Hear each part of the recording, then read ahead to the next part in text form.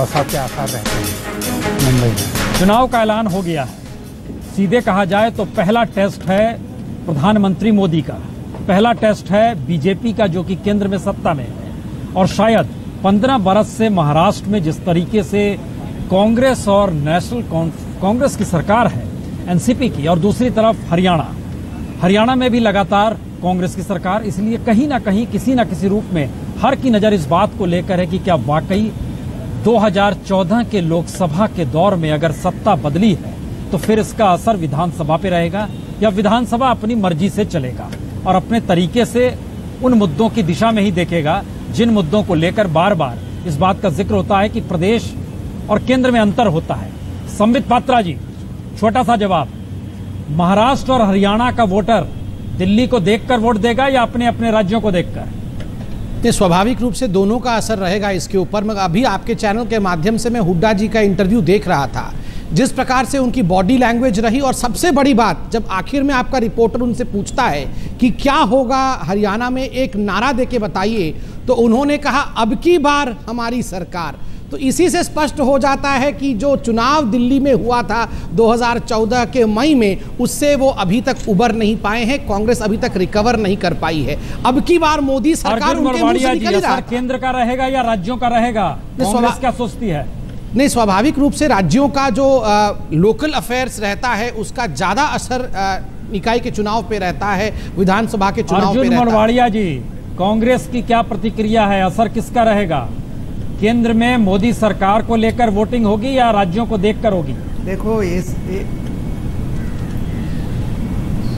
देखो जो परफॉर्मेंस है, चाहे हरियाणा की सरकार हो या महाराष्ट्र की सरकार हो, और ये परफॉर्मेंस के बेस पर ही ये चुनाव हम लड़ेंगे।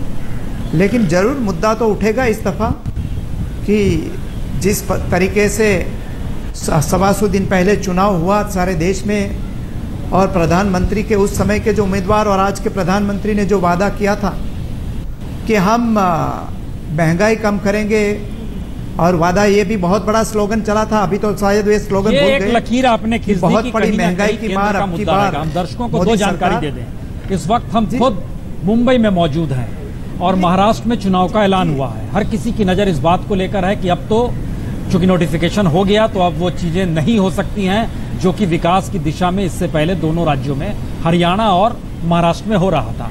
हमारे साथ चूंकि राज्यों के नेता भी हैं, श्वेता पालकर जी शिवसेना की नेता हैं, हमारे साथ बैठे हुए नरेंद्र वर्मा जी एनसीपी के नेता हैं, और साथ ही शाइना एनसी जो बीजेपी की नेता है वो भी हमारे साथ है। लेकिन अब राज्यों को लेकर क्या ये वाकई वोटिंग पैटर्न कुछ 2014 से इतर हो सकता है?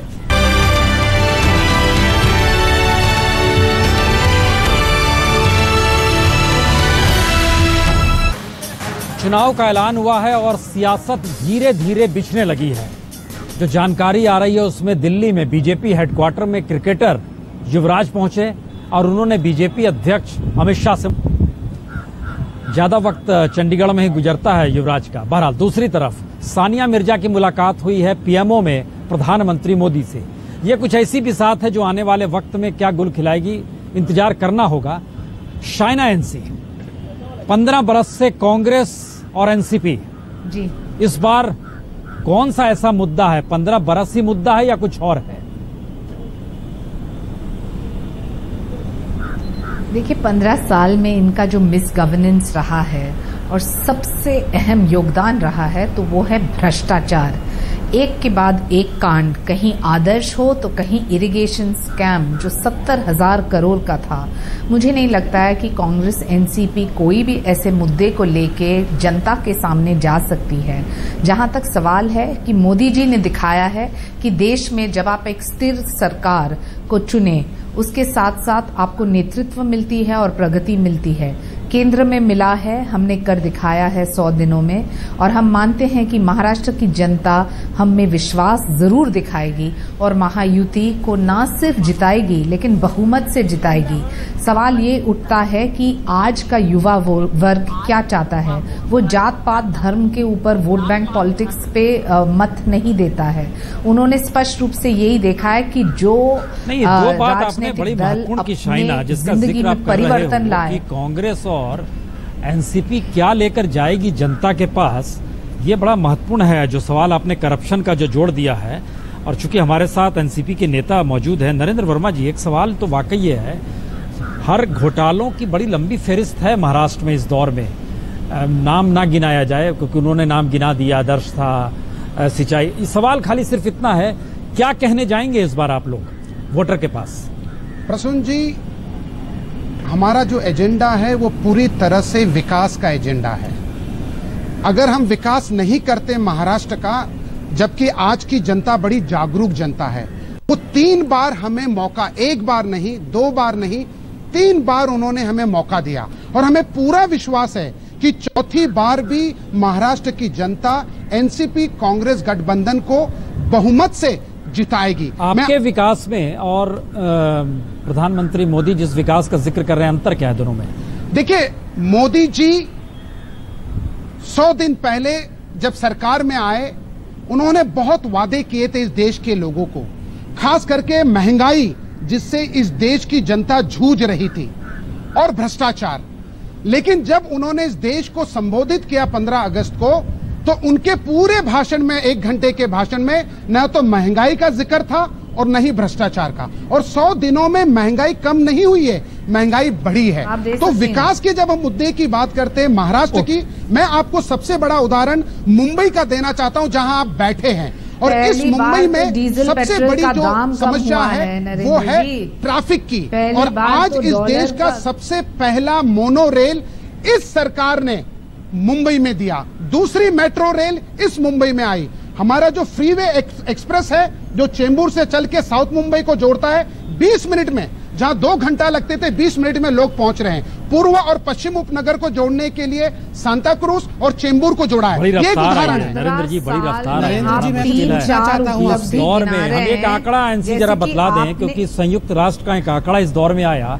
महाराष्ट्र दरअसल हिंदुस्तान के उन शहरी जीवन से जुड़ा हुआ है जहां पर सबसे ज्यादा बेरोजगारी और गरीबी है। महाराष्ट्र वो राज्य है।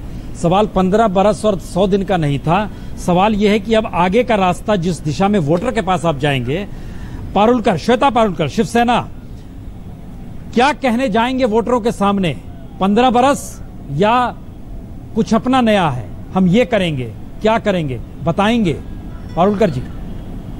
एक बात तो सीधी है कि अभी की जो ये गवर्नमेंट थी राष्ट्रवादी और कांग्रेस की, ये इतनी करप्ट, इतनी नॉन परफॉर्मिंग, और पिछले 15 साल से जो आम आदमी जो दिक्कतें भुगत रहे हैं, ये तो हम सब देख रहे हैं।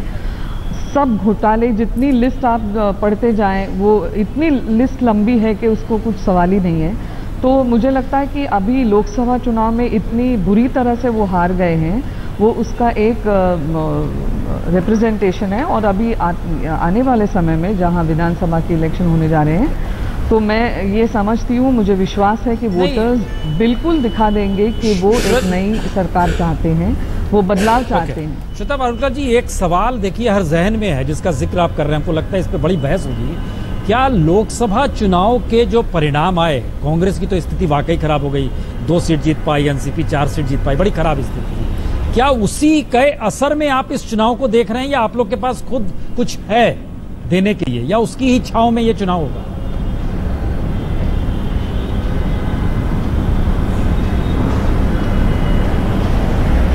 पारुलकर जी, आप ही से हम सवाल कर रहे हैं कि लोकसभा चुनाव के परिणामों से ही असर आप देख रहे हैं इस चुनाव में भी क्या? नहीं, क्योंकि मैं ये समझती हूँ कि 2 इलेक्शन में वोटर्स अलग तरह से वोट करते हैं। अभी बाई इलेक्शन में भी हम लोग ने रिजल्ट देखे। हालांकि ये होते हुए भी मुद्दे वही हैं, जो नेशनल लेवल पे मुद्दे थे वही स्टेट लेवल पे थे, और वही भ्रष्टाचार जो नेशनल लेवल पे था वही यही था। वहाँ भी कांग्रेस की गठबंधन की सरकार थी, यहाँ भी वही है। तो मुझे लगता है ये इतने पैरामीटर्स सिमिलर है, तो आने वाले समय में वोटर्स। अच्छा देखिए श्वेता पारुलकर जी, जिस बात आप जिक्र कर रहे हैं, हम देखिए हमारे यहाँ ब्रेकिंग न्यूज इस बीच में चल रही है कि क्रिकेटर युवराज सिंह मुलाकात करते हैं, और ये जानकारी आ रही है कि वो बीजेपी के लिए चुनाव प्रचार कर सकते हैं, ये जानकारी आ रही है। शाइना एनसी, आप खुद चकाचौंध की दुनिया से भी जुड़ी रही, हम खुद मुंबई में हम देख रहे हैं पीछे मोनो रेल चल रही है, इसका जिक्र हो रहा है। तीसरा दृश्य आ गया सामने कि युवराज क्रिकेटर हैं जो प्रचार कर सकते हैं। क्या ये माना जाए कि अब चुनाव में हर चीज इस रूप में दिखाई जा रही है कि ये 5 सितारा जीवन है, इस दिशा में ही देखिए, हाशिए पर पड़ा व्यक्ति, गरीब, किसान, मजदूर, अब ये सब मुद्दा नहीं रहेगा। इस स्थिति में चुनाव हो रहे हैं क्या? पहले तो मैं आपको कहूं, ये मोनोरेल नहीं है, फ्लॉप रेल है, जहां बार बार नहीं चलती है। बहुत सारे बाधाएं ऑलरेडी आ चुके हैं। आपको जो विश्लेषण करना है तो ये विश्लेषण कीजिए कि 100 दिन में एनडीए की सरकार ने महाराष्ट्र प्रदेश के लिए हमारे वेंकैया नायडू जी ने क्या किया है, मोदी जी ने क्या ऐलान किया है और क्या है उनका विजन प्लान।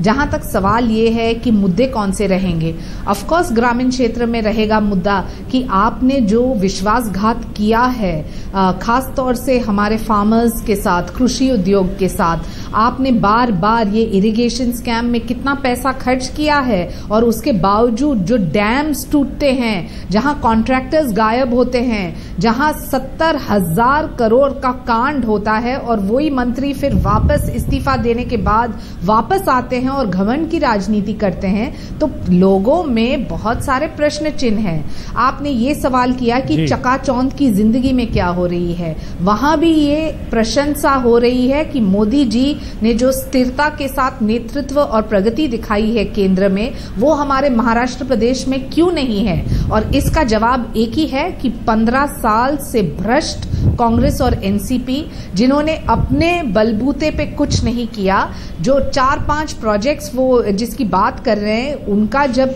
घटन हुआ है और कंप्लीशन किस दाम में हुआ, इसके प्रति तो सबके पास जवाब है। तो मैं ज्यादा टिप्पणी नहीं करना चाहती हूं। हम सकारात्मक रूप से लोगों के सामने जाएंगे। अहम मुद्दे हैं बेरोजगारी, अहम मुद्दा है कि महिलाओं को आज सुरक्षा क्यों नहीं मिल रही है। महाराष्ट्र प्रदेश में 9% कन्वेक्शन रेट है, क्यों? प्रधानमंत्री नरेंद्र मोदी का जिक्र देखिए बार बार निकल गया। अर्जुन मोरवाड़िया जी, हम अक्सर देख रहे हैं कि लोकसभा चुनाव के बाद से जो राष्ट्रीय नेता हैं उसमें नरेंद्र मोदी हो प्रधानमंत्री के तौर पर, या दूसरी तरफ गांधी फैमिली हो, क्या महाराष्ट्र के चुनाव प्रचार में राहुल गांधी आएंगे प्रचार करने के लिए? क्योंकि एक जानकारी यह भी आ रही है कि यहां पर लोग नहीं चाहते हैं कि वो चुनाव प्रचार करने आए। ये कहां तक सही है, या ये माना जाए कि नहीं वो प्रचार करने आएंगे? अर्जुन मोरवाड़िया जी। देखो, राहुल जी और सोनिया जी हमारे राष्ट्रीय नेता हैं, अध्यक्ष और उपाध्यक्ष हैं। वो जी जो राज्यों का सामान्य चुनाव होगा वहाँ जरूर जाएंगे। तय कि आपके पास जो बात आई है वो गलत और एक पैसे सोची समझी एक कूटनीति के तरीके से सामने ला दी गई है। मैं दूसरी बात बताना चाहता हूँ कि यहाँ क्या महाराष्ट्र और हरियाणा में जो चुनाव होगा वो चुनाव में राष्ट्रीय राजनीति का असर रहेगा कि नहीं रहेगा? जरूर ये दोनों राज्यों में जो चुनाव होगा वहाँ की सरकार के परफॉर्मेंस के आधार पर वो तीसरी दफ़ा चुनाव में जा रहे हैं, और हरियाणा में दूसरी दफ़ा चुनाव में गए, जीते, और वहाँ भी तीसरी दफ़ा जा रहे हैं, यहाँ चौथी दफ़ा जा रहे हैं। मैं कहना ये चाहता हूँ कि मोदी जी को जवाब तो जरूर देना पड़ेगा कि भाई आप 125 दिन पहले चुनाव में जब आए थे तब बहुत ही रोरिंग भाषण आपने किया था, बहुत बड़ी महंगाई की मार अब की बार मोदी सरकार, अच्छे दिन आने वाले देना चाहता हूं, 25 लाख करोड़ का काला धन वापस लाएंगे, टैक्स नाबूद कर देंगे और कहीं बेरोजगारी नहीं रहेगी। पाकिस्तान को सबक सिखाया जाएगा, लेकिन आज तो पाकिस्तान हमारे यहाँ SIT तो घटन हुआ, चाइना को क्या? हम मुंह तोड़ जवाब देंगे, लेकिन चाइना के प्राइम मिनिस्टर है वो गुजरात में आज मोदी जी स्वागत करने के लिए खुद आ रहे हैं। और जो साइना जी बोल रही थी, भ्रष्टाचार की बात कर रही थी, उन्होंने गुजरात के भ्रष्टाचार की बात क्यों नहीं की? वैसे ही घोटाला जी मैं बोल सकता हूँ जवाब इसका। साल आप करते आए हैं, मोदी जी की जो प्रशंसा है और जो लोकप्रियता है वो आप रोक नहीं सकते। आपके लिए ठीक नहीं, आप बीच में बोलिए, वो आप ठीक नहीं बोलिए, वो बीच में, ये अच्छा नहीं लगता। बीच में आप बोलती थी तो मैं नहीं बोलता था। दूसरी मैं बात बताऊं कि मोनो रेल या जो भी रेल है, वहाँ जयपुर में भी कांग्रेस सरकार ने जयपुर में भी वहाँ मेट्रो रेल बना दी, यहाँ मुंबई में भी बन गई, हैदराबाद में भी बन गई, और कई छोटे छोटे शहर में बन गई। 2006 में यूपीए सरकार ने अहमदाबाद में ये मेट्रो रेल अप्रूव की थी और आज उसके नहीं, हम उस पे देखिए मसला बहुत साफ है, वोटर इस दिशा में नहीं जाएगा। साल में कुछ नहीं कर पाए अर्जुन मोढवाडिया जी, हमें लग रहा है दो चीजें होने वाली है उसमें। वो बोलते हैं कि हम संबित पात्रा जी, अब आपसे एक चीज जवाब चाहेंगे। एक नई चीज देख रहे हैं, राज्यों के चुनाव होंगे लेकिन केंद्र में मोदी रहेंगे, पहला सवाल ये है। दूसरा सवाल है कि राज्यों के भीतर, और कांग्रेस और एनसीपी तो यहां पर चाहेगी कि कम से कम मोदी का सवाल आ जाए, क्योंकि जिन बातों का जिक्र अर्जुन मोढवाडिया जी कर रहे हैं वो सवाल उठेंगे। सवाल हमारा आपसे ये है कि 15 बरस से महाराष्ट्र में जो भी परिस्थितियां रही, चाहे वो करप्शन का हो या जो परिस्थिति में हो, आप काउंटर कैसे करोगे इन चीजों को? अगर मोदी एक सवाल बनकर इस चुनाव में उभरते हैं तो क्या आप मानकर चल रहे हैं कि सब कुछ प्रधानमंत्री मोदी के काम करने, 100 दिन पूरा होने, उनके चुनाव प्रचार के दौरान कहने और अब की परिस्थिति के इर्द गिर्द ही हर चुनाव अब लड़ा जाएगा? संबित पात्रा जी, देखिए तीन छोटे छोटे बिंदु हैं। पहला विषय है कि कहीं ना कहीं डिबेट में हर जगह आज ये प्रस्तुत करने की कोशिश की जा रही है क्या ये परीक्षा फिर से मोदी की है। तो मैं ये कहना चाहता हूं, ये बार बार मोदी कितनी परीक्षा देंगे? मोदी जी तो परीक्षा दे चुके हैं, फर्स्ट क्लास फर्स्ट पास हो चुके हैं, इसलिए ये बार बार उनका एग्जामिनेशन नहीं लिया जाए। दूसरा महत्वपूर्ण विषय है, अभी बहुत लंबी चौड़ी फहरिस्त एक पोथी बना के हमारे भाई मोढवाडिया साहब ने प्रस्तुत किया कि ये सब जवाब दे नरेंद्र मोदी। मैं मोढवाडिया साहब से पूछता हूं कि क्या कभी इन्होंने